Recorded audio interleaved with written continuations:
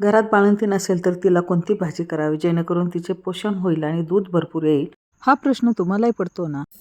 नमस्कार, आज आपण बाळंतिणीसाठी हिरव्या मुगाची भाजी करणार आहोत.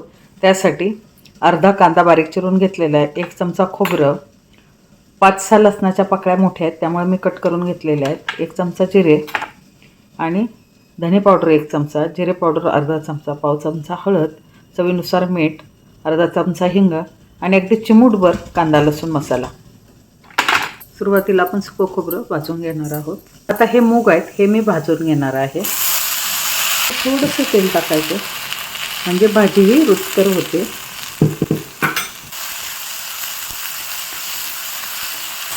मूग अशा प्रकारे भाजले की काढून घ्यायचे. सेम कढईमध्ये कांदा भाजून घ्यायचा आहे. छोटा कांदा करून घेतला तरी चालेल किंवा उभा चिरून घेतला तरी पण चालेल, आपण वाटणारच आहोत.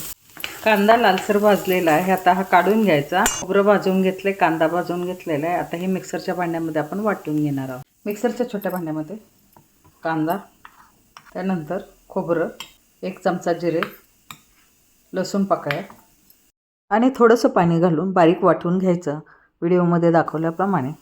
त्याच कढईमध्ये आपण तेल टाकायचं. बारीक चिरलेला लसूण टाकायचा. बाळंतिणीच्या जेवणामध्ये कांद्या लसणाचा भरपूर वापर करायचा आहे.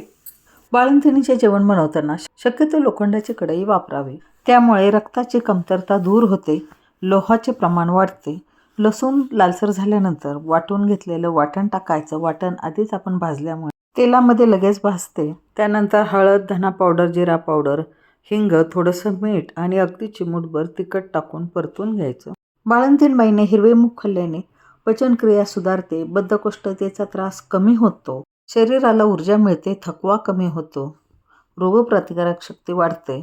आता मूग परतून झाल्यानंतर त्यामध्ये पाणी टाकायचं आहे. ही भाजी पातळच करायची कारण कुस्करून कालामडून खायची असते आणि कालामडून खाल्ल्यामुळे दूध भरपूर येतं.